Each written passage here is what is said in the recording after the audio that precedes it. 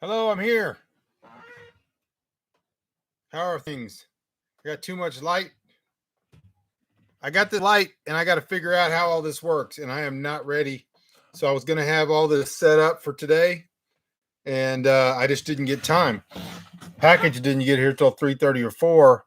I got the new camera, but I'm not using it yet because it looks great, but I got to hook it up to where it's the webcam, and I couldn't get it done in time. And then I got this light, and it's pretty bright. You can adjust it, but it's just like I got to learn where you put it, and then we got to get that window right there covered. But that light's kind of harsh. Doesn't let you go any lower than that. Anyways, sometimes it's pretty dark, and so we'll figure it out. We're gonna figure it out. And I'm sweaty. It's been warm today.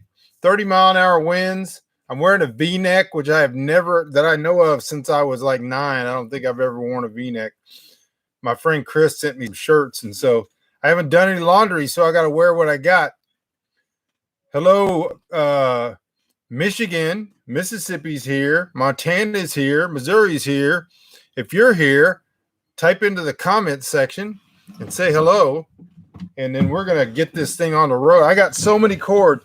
I have basically become, what do they call that? The guy who does all the carrying all the equipment and the batteries and the grip tape, gaffer tape.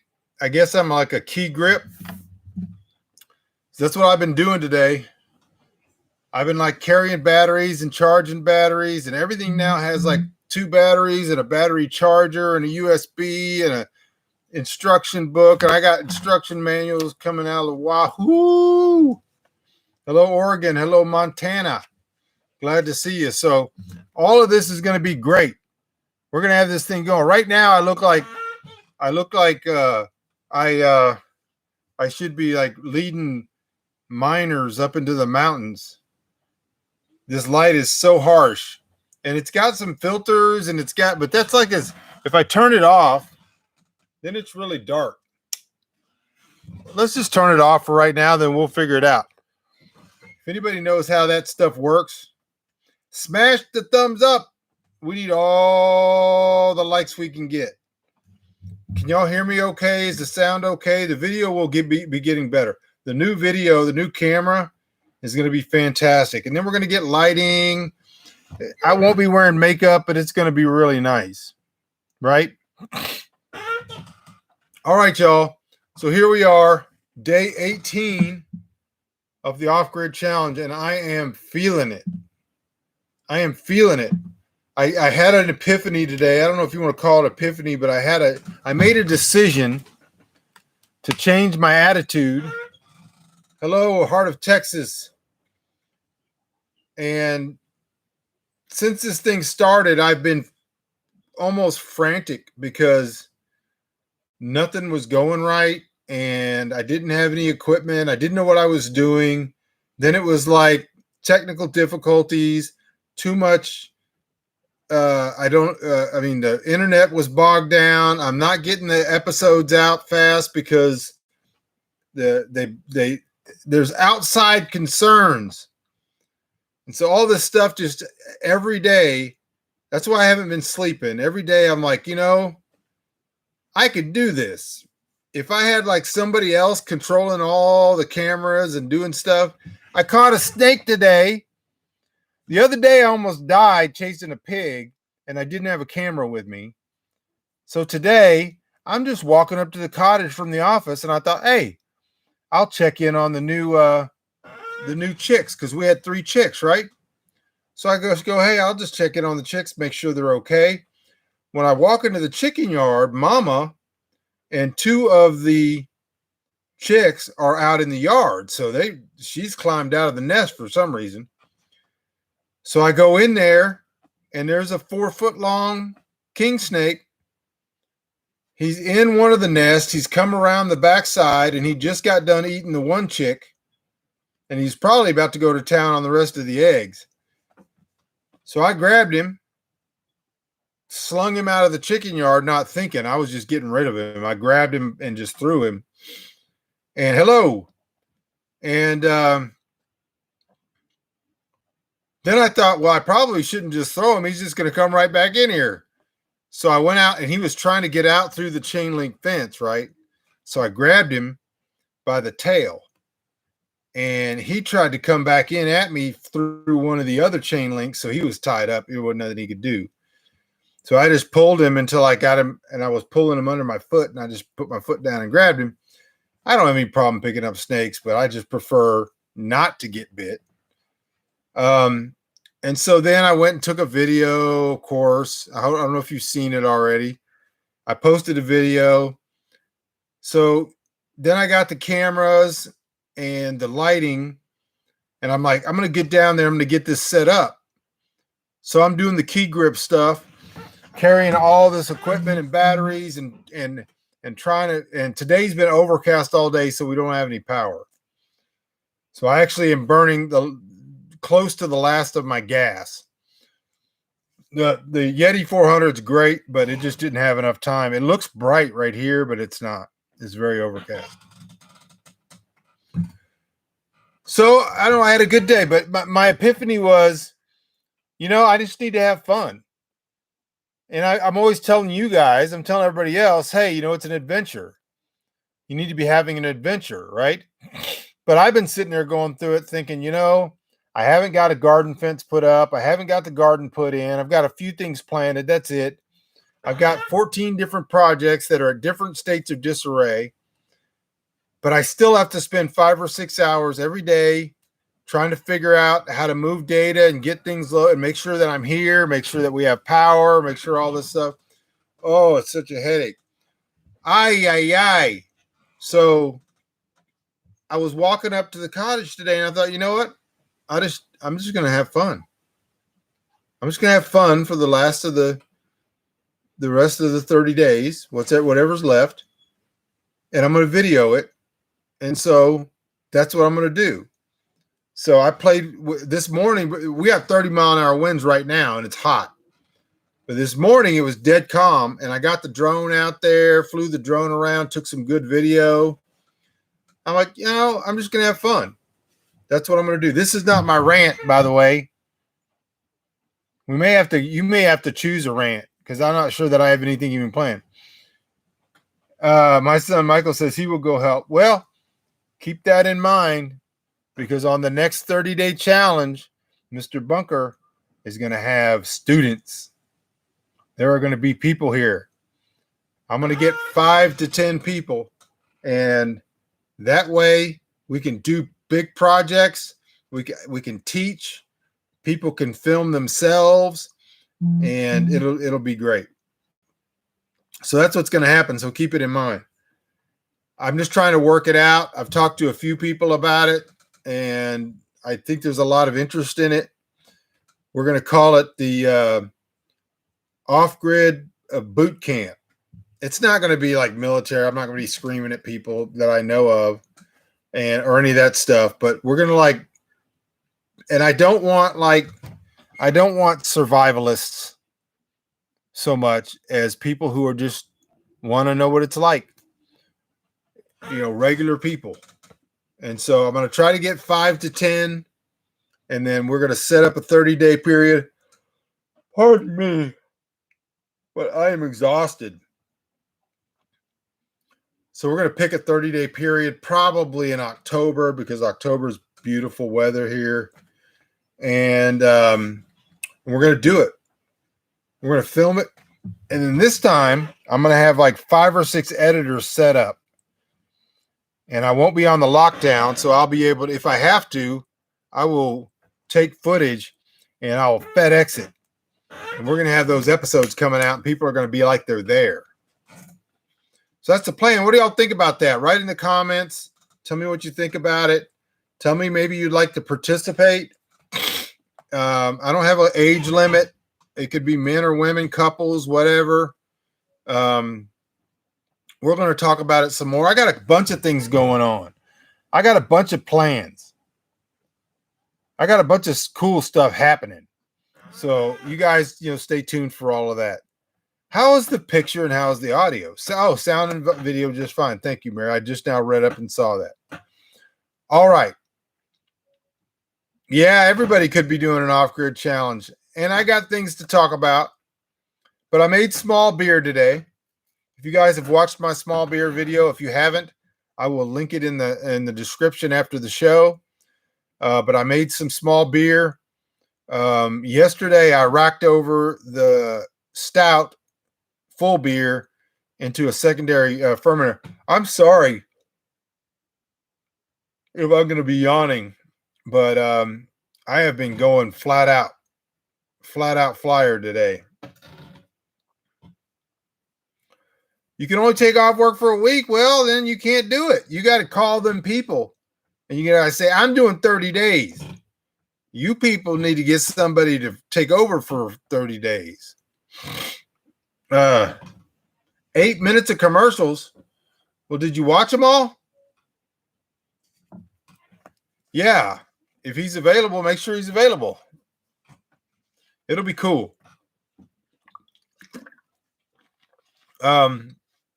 So, you know, he'll be more experienced than most people. So, but we're going to do a project or two. We're going to do, and then what I really wanted to do on this series, which I haven't really had the opportunity to do, I've done some of it, is like off-grid cooking, butchering, food I've done some food preservation on this one. I'm going to do some more. I'm going to do some butchering this weekend. I've actually done a lot of stuff. Catching a snake. Ocean County, New Jersey. Nancy, I got your letter today. It was wonderful. I appreciate it. Really cheered me up. Yeah, this is the old camera, though. The new camera will be tomorrow. Lord willing, tomorrow we'll have the new camera. We'll have the lighting. And I'm going to have to study how to do the lighting and all that, because so long as this window is here, we're getting this kind of light. And then I got to figure out where I need to put a light, but it's still very grainy. This new camera should be a lot better. So we got the drone. We're getting drone footage. We got this camera. I'm going to have night vision starting in the morning at 3:30 in the morning when I go on my first walk. We got the lighting. We got the Yeti. We are rocking and rolling, and I'm in a good mood. I feel good. I got my mind right today. If this is one of those alone episodes, this is one of the episodes where I was like, you know, I just got to do this. I can't sit there and worry all the time about the stuff that I cannot control. I cannot control the fact that the world has throttled the internet. I can't sit there and worry about the fact that I can't get all the footage that I want, or that every time a video moment happens, which would be like in a reality show, would be the moment where they're like, doo, doo, doo, and like cut to a commercial. Then you got to watch 8 minutes of commercials, and then you come back and then they go, this is what happened. And they show you the first half, and then they cut to a commercial again, and they take the whole show to show you the 1 second that happened. So when I was chasing the pigs, that would have been one of those moments. And then today with the snake, grabbing that snake, throwing it, and then saying, nope, I'm going to go pick it up again. Because that happens all the time. People pick up snakes, throw them, and then go pick them up again. So, true story. I figure I got to tell this story before I get into whatever I'm going to talk about. We were in Santa Ana, which is about 6 miles as a crow flies. Pulled up to the gas pump. There were some tourists or whoever. Yeah, we get a lot of tourists through here that are going hunting or whatever, hunters.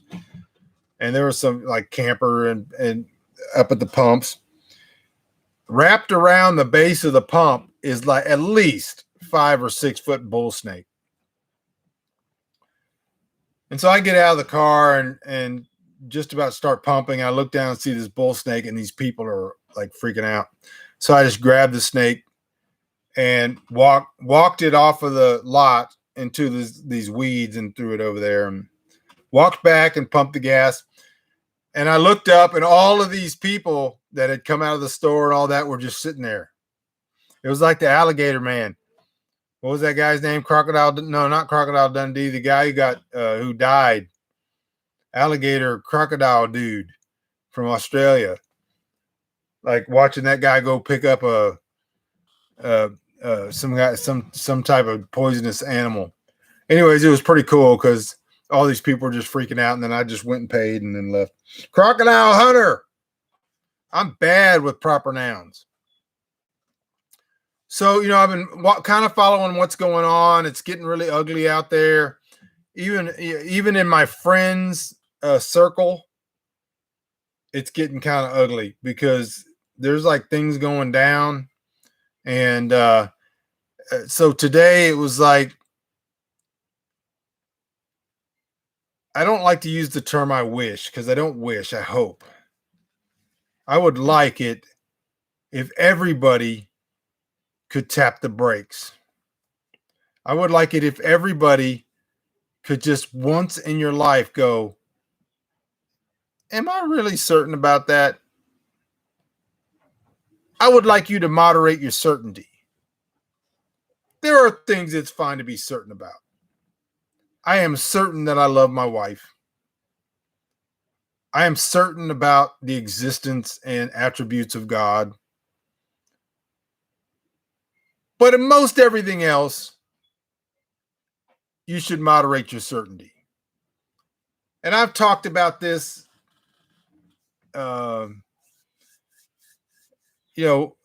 side issues, parts of it before. I was very gratified not too long ago. I was a big fan of news radio back when it first played in like the 80s, early 90s, whenever it was.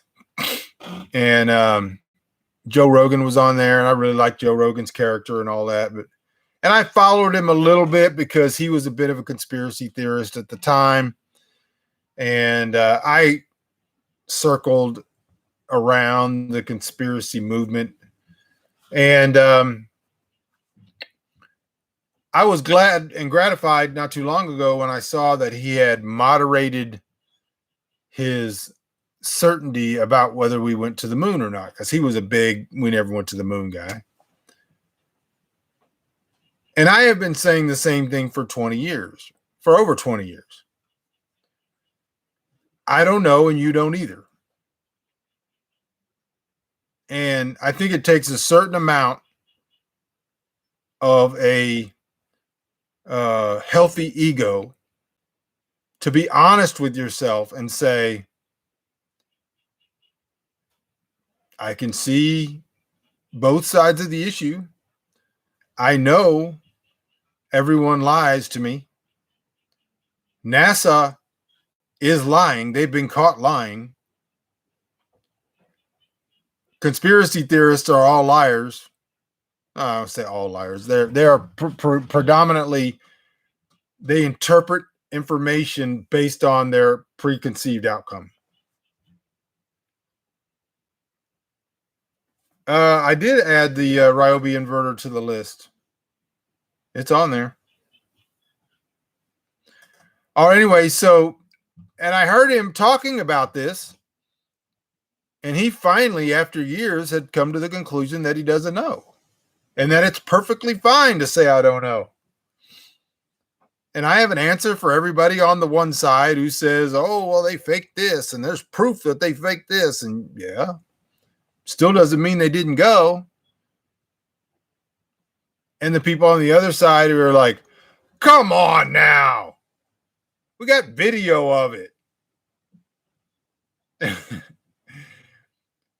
I just came to the conclusion one time at one point where I said, is it possible that they went? Yes. Is it possible that they didn't go? Are there a lot of fishy things? Yeah. None of that is confirmatory or confirms anything. And it takes a certain amount of humility to say, I don't know. I have no idea. No way I can prove. I can't personally go. I've heard the flat earth people say that Australia doesn't exist or whatever. I've been to Australia. I'm pretty sure it's there. So if I can go there and I can see it, then I can probably with some level of certainty go, yeah. But I have never been to the moon and you haven't either. Every one of us who has any opinion about it is basing it on stuff somebody told you or stuff you read or stuff you saw, which is falsifiable. There's a reason I'm talking about this. Don't think that I'm just rambling. We're going to get to the reason here in just a minute. Is it possible that you're being lied to by the mainstream media, by the government? You looked at the moon when they landed, but you didn't see them. I get what you're saying. It is cool. I would tell you this, the most damning, and I have no opinion. I do not lean in one direction or another about the moon landing. Zero. And for 20 years, I have been saying the same thing. The most damning argument against the we went to the moon was the Mythbusters episode that supposedly busted all the myths. Every single bust that they did of the myths, I could logically and reasonably poke a hole through. That was, to me, that was, I was like, oh gosh, that's the best they could do? I was expecting to be convinced. But it doesn't matter if I'm convinced. Here's the question. Is it possible to create enough evidence to convince the majority or almost all of the body politic of something that isn't true? Is it possible? Do we have deep fake video technology? Do we have fake Photoshop technology? Do we have the ability to produce audio that sounds like it's real, that could be somebody's voice? What is it that is not falsifiable? That's a bigger question than what I'm focusing on here. It takes a certain amount of faith to believe that somebody's not lying to you. And I'm not talking about the government. I'm not talking about, the Illuminati. I'm talking about conspiracy theorists. I'm talking about the leaders of the conspiracy movement. I'm talking about the military who admit that they lie. I mean, we have whole agencies whose job is to lie. That's in their job description. My whole point is not that you can't trust anything. That's not my point. And if you're going there, that's not where I'm going. My point is what does it take for you to moderate your certainty so that you're not on Facebook saying stupid things just because you have an opinion? Is it possible that there is an intelligent, thinking, reasonable person who disagrees with you because they have received contrary evidence? Is it possible? And so the fact that people don't even just any time during their day, I rarely post anything that's even slightly political, but I posted a, JP Sears. He's hilarious, but he does sarcasm. And so, and that's his shtick, is sarcasm. And so he did a whole deal about the coronavirus response and all that. And I posted, it's on my Facebook from today. And the whole question is, what would it take for people to question what they're being told. Just to question it. Question what you think. I saw a post today. I won't even mention what the topic was. Doesn't matter.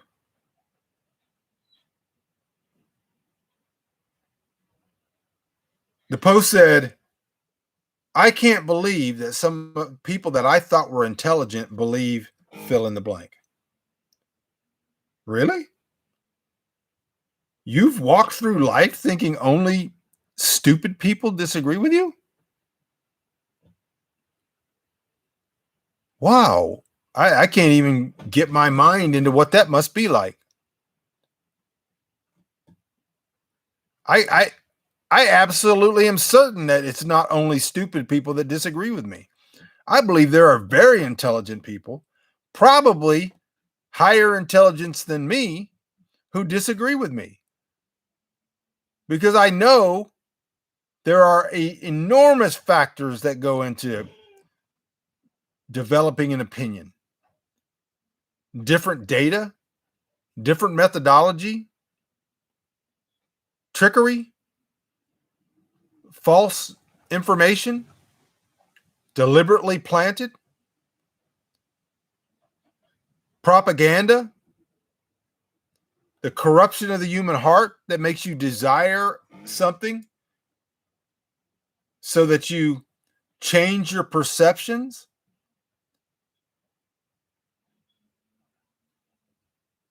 But the ability to examine data or information with a healthy ego, it allows you to actually look and take in that from somebody else's point of view and go, well, I see why they believe that. And all I see all day are like anti-vaxxers this and so this and anti-COVID, oh, the conspiracy, oh, everybody's so certain. And some of the people who are really certain, the more dumb you are, the more certain you are about a lot of things. Have you never changed your mind because you got better evidence or more information? Like I said, the modern man, the mass man, doesn't have the capacity of ideation, but he certainly doesn't have the capacity to examine his own positions constantly in the light of truth and a desire to be intellectually honest.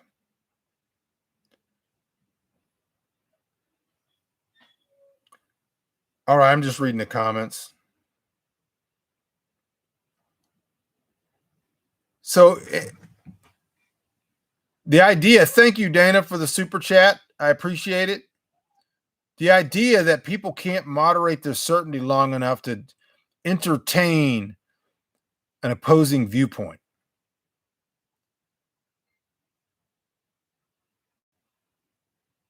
You know, the whole question is, how much do you trust the source of the data? If you have wholeheartedly given yourself over to some entity that provides data and you don't think that there isn't a massive motivation for those people providing data to cook those books, to provide people with conclusions that have been pre-arrived for them.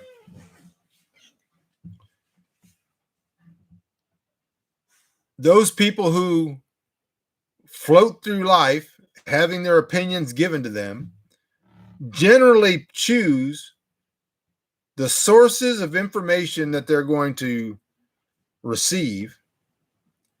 Let me give you a case in point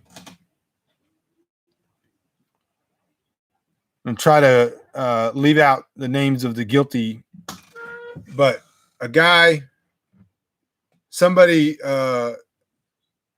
I don't really know, but ancillarily through other people. I think he went to my high school or something like that. and considers himself a Republican, considers himself a conservative, but rabidly anti-Trump.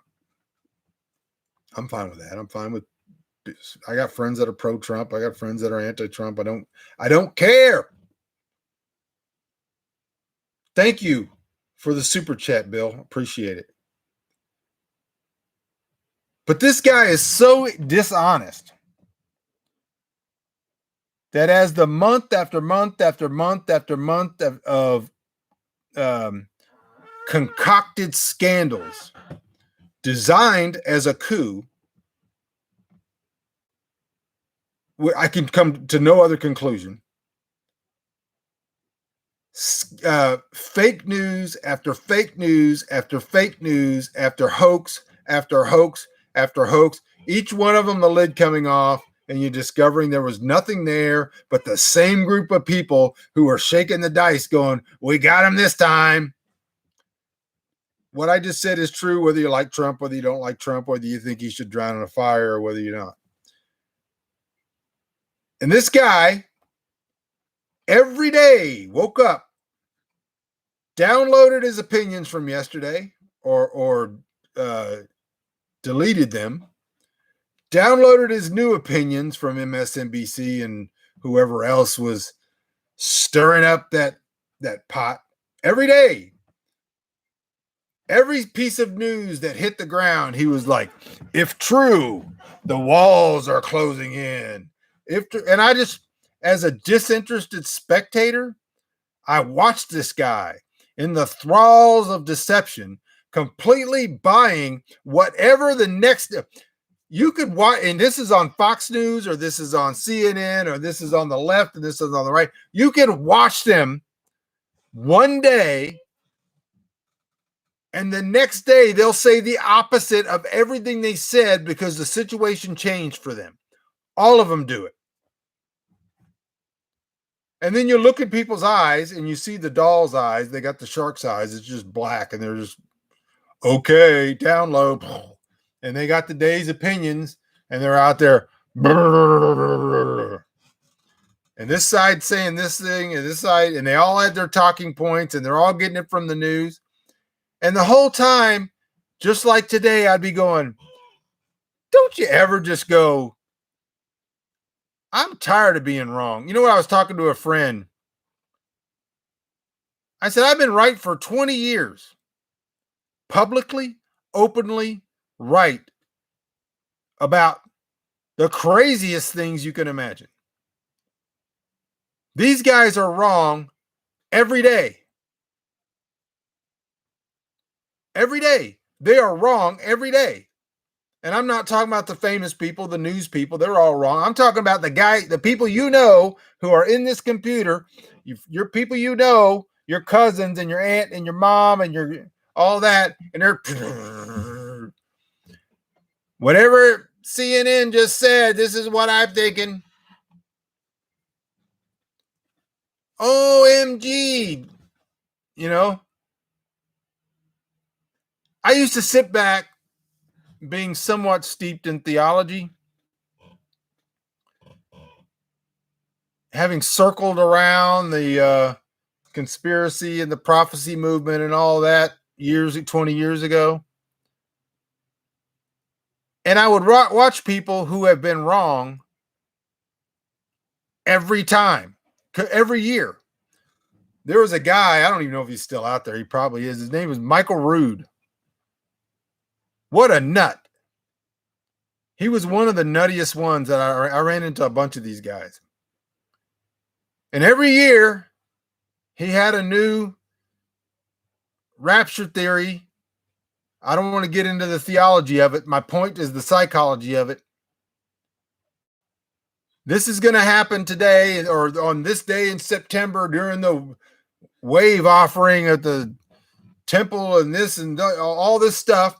And he put out a agriculturally corrected calendar, which is the reason everybody's been wrong for hundreds of years is because they all had the wrong calendar until Michael Rood came out and gave us a new calendar. And then he would get that wrong. Same thing with Harold Camping. Same thing with all these guys. And they would say, this is going to happen on this certain day. And they were always wrong. But you know what? They never, ever once sat there and went, I've been wrong a lot. I've been wrong like 10 straight years.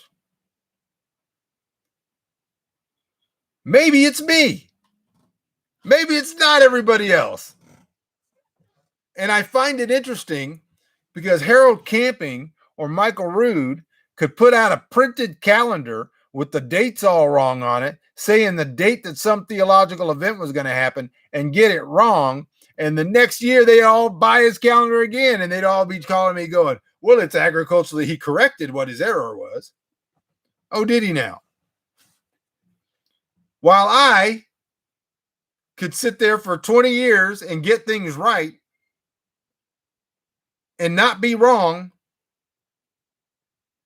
And if I say one thing wrong, if I said one thing wrong today in this talk, if I said one, and I don't mean wrong as in, I mean wrong as far as the way someone receives it.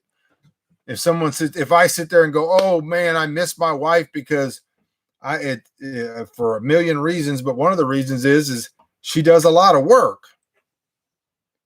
And somebody goes, oh my God, he's a sexist monster. Unfriend.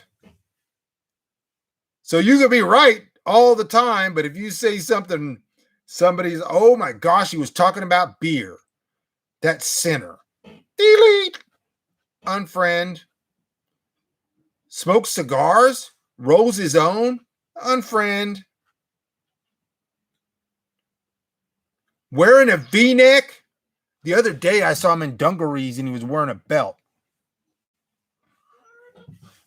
And so we're getting back to the point. Wouldn't it be nice if we could walk out into the public square? I'm not talking about not having opinions, and I'm not talking about not having strong opinions. I'm not talking about not advocating for your opinions. But just moderate your certainty just a little bit. You know, the gall that it takes to sit there and write a post condemning everyone who disagrees with you as being stupid and literally meaning it. I have trouble even getting into that headspace. Man, I got some smart people that I disagree with. People that I like. Hopefully, I've identified their error. They can't see it. Nobody can see anything unless God lets them see it. You couldn't see right 2 inches in front of your face unless God lets you see it. But is it possible other people have different opinions because they have different information? They've imbibed different perceptions of that information, or they've looked at the same information with a different set of foundational presuppositions? I'm not saying change your mind to their position, but wouldn't it help your understanding? The easiest way the world has come up with to negate an opinion they don't have the intelligence or the ability to defeat is to name call. And I have no problem with name calling, Jesus name called and all that. What I mean is,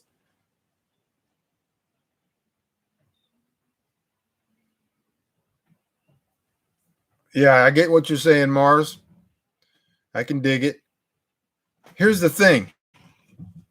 What I mean by name calling is, think of a thing. Let's come up with a thing. Let's say there's people out there that are square earth people. And why wouldn't they be? Because we've all, from the beginning of our lives, talked about the four corners of the earth. So there's a group out there, they're the square earth people, the square earth society. And they come at the world and every objection to the square earth, that's another thing. You don't think that these people that are involved in whatever the thing is that they're doing, that they haven't heard all of the objections? It always blows my mind that there are people out there that sit there and they hear something and they go, but, and they spit out the first stupid thing that pops into their heads. Like those people haven't already heard that. Try to see something from somebody else's point of view. It helps you to discuss it or even argue with them. So the square earth people, they've heard all the arguments. They've heard seen the shadow of the earth cast on other heavenly bodies doesn't look square. And they go, well, there's a parallax screen of something. And so somebody somewhere came up with a reason that what you're seeing is not what is real. And they taught it to everybody in the cult. And so everybody knows it. And they immediately pop it out. It's like a frog eating a BB. They don't have any power. The BB goes by and it's moving and they go, ploop, and they eat it because they don't know. And so the square earth people, they've heard all the objections and somebody has fed them a response to all of the objections. And you can plug in whatever belief system you want to here.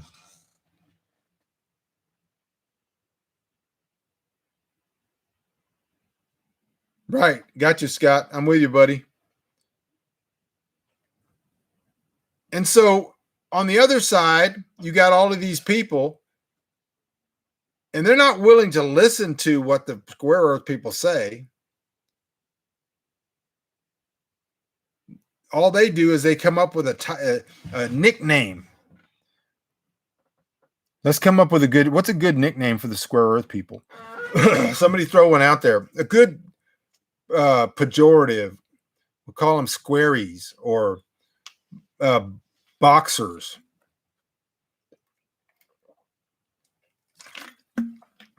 Boxies. Let's find a really cornies. Let's find a really insulting name to call those people. Then every time, and you've already made up your mind. You've already made up your mind that the earth is not square. But every time anybody brings it up, you go, oh, the cornies are saying this. Oh, that guy. And so then some guy who happens to be a square earth guy also is an expert at designing wooden furniture. Blockheads is perfect. Thank you. We're going to call them that. Blockheads. So some guy, he puts a video out and he's talking about the best way to make this beautiful wood furniture. And of course, people are like, oh, I wouldn't learn to make furniture from that guy. He's a blockhead. Yeah, the intent is where the insult lies. That's right.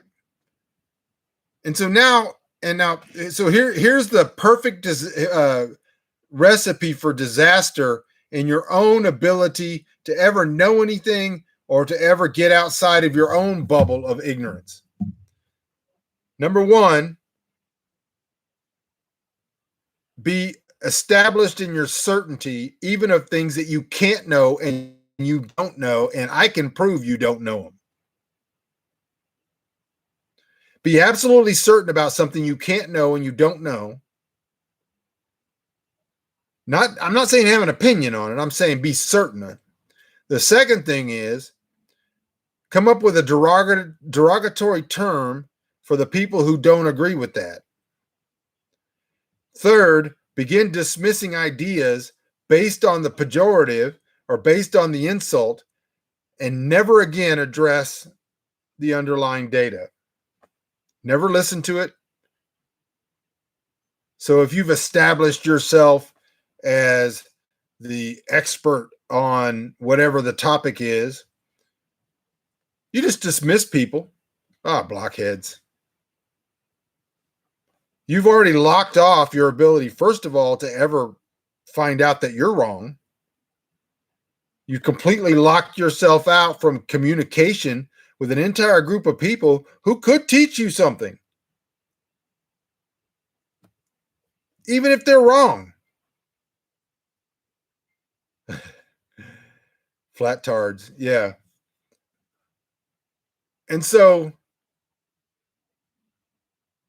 I don't know what else to say other than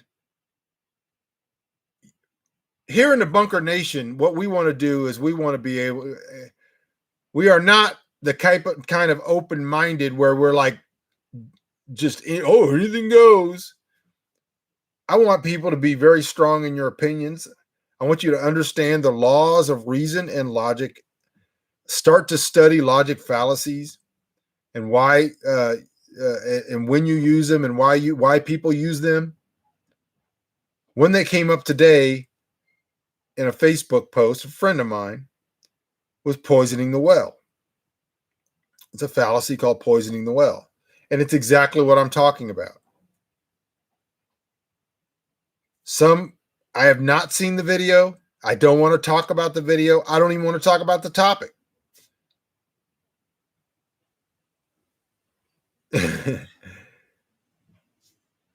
So the whole point is that some woman had put out a video about the pandemic. You probably have seen it. Don't want to talk about it. Don't care.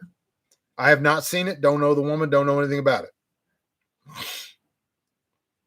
So a friend of mine posts, oh, well, this woman's an anti-vaxxer, so don't be sharing her information or putting her information out there or any of that kind of stuff because she's an anti-vaxxer. That's a fallacy called poisoning the well because she's not talking about vaccines per se. She's talking about a different topic. And the fallacy of poisoning the well is to cause people not to listen to somebody because of some other opinion that they have or some other activity or some other characteristic of them that you know will disparage them or will ruin their credibility with the audience. Right? And so I said that, and not only was that an example of poisoning the well, it is the example. If you actually go look up poisoning the well on Wikipedia, what I just said is the definition of it. It was a textbook definition of poisoning the well. I don't have any problem with him saying what he's saying as long as he knows what he's doing. It's a propaganda statement designed to get people to not listen to or watch this video because of the woman's opinion about vaccines, which he disagrees with, but he has a pejorative now to call her or to call anybody like that because everybody who disagrees with him on that topic is stupid. Everybody who disagrees with him on that topic is stupid. And so they don't have to be dealt with. They don't have to be talked to. They don't have to be reasoned with. They don't have to be listened to because they're stupid and they have a pejorative attached to their name. And so now, if she has the perfect recipe for pizza that you can make at home, don't listen to her because she has this opinion that's contrary to mine. You understand? You understand how we get where we are? How we get to the place where we're not like we're in the 50s, 60s, and 70s anymore, where neighbors can get together and talk because they can't? Because we are a nation of assholes. I apologize for any children that are in the audience, but that's what we are. We are a nation of people incapable of empathy or the ability to discuss or reason with anybody who doesn't already agree with us. What is the opposite fallacy? The one where folks assume that Stephen Hawking is an expert? Yeah,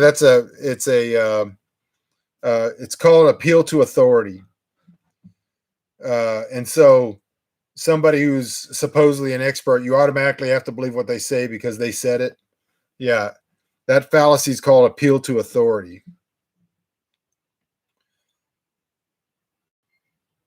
And there's an assumption, there's layered fallacies. So there's an assumption that because somebody uses a fallacy that what they're saying is wrong. That's not true either. You can fallaciously argue something and the issue is right. Your argument was fallacious. Likewise, there are people who are experts in specific categories of information, and yet if their methodology is wrong or they've gone off on one particular error, science is a long history of proving itself wrong. That's what science is. That's the definition of it.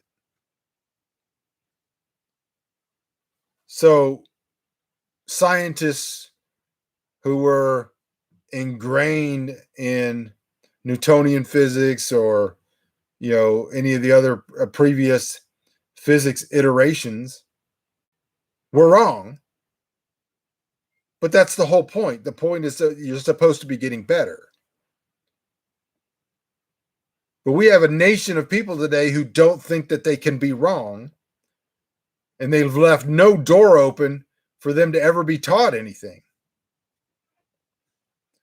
Absolutely no, science can never be settled.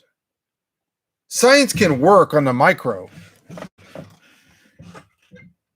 In other words, we can have a micro opinion of gravity, even one before the theories that exist now that work. So we can actually use science, and we can drop an object, and we can determine the wind, and we can determine the fall rate and all that kind of stuff, and we can use it. Science is usable on the micro level. Even if we find out later that the Earth is not pulling the object, but space is pushing it, fundamentally they were wrong, but the science still works on the micro level, see?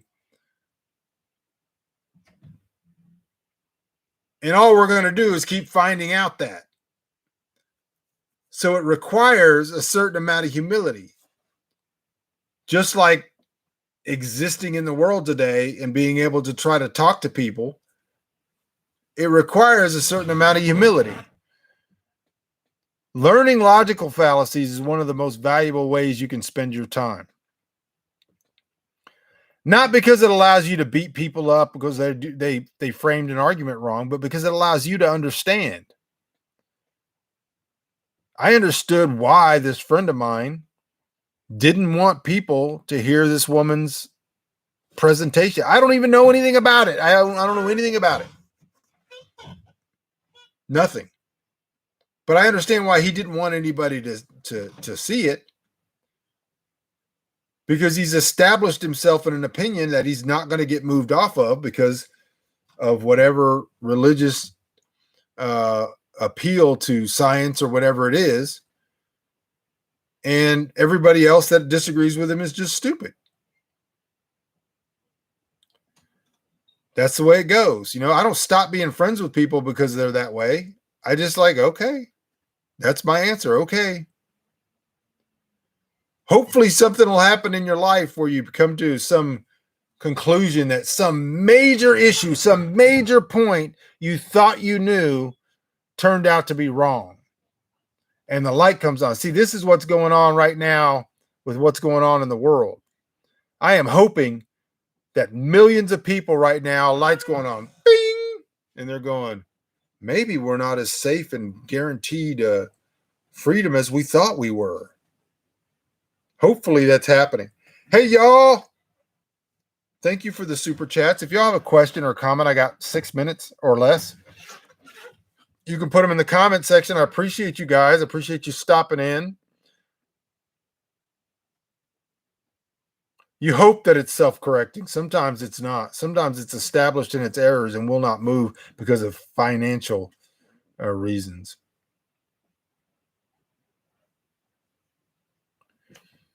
Don't know. All right, guys. If you don't have a question or a comment, then I'm going to bust on out of here. Hit the like button, y'all. Share. Ask people. Say, hey, you ought to listen to this guy reason. And maybe we'll get some subscribers. And we can get cool stuff. We can get cool, I don't know. I could get some dummies or something to stand around and sing songs. I don't know. Just riffing here. Thank you for the super chat. I'm sorry you missed the old beard. The beard will be returning at some point. All right, y'all. Appreciate all of you. Thank you for being here. Thank you for the likes. Thank you for the super chats. Thank you for the conversation. My mouse stopped working, and I appreciate you guys. I love you. Lord willing, I will see you tomorrow. We are working on new episodes.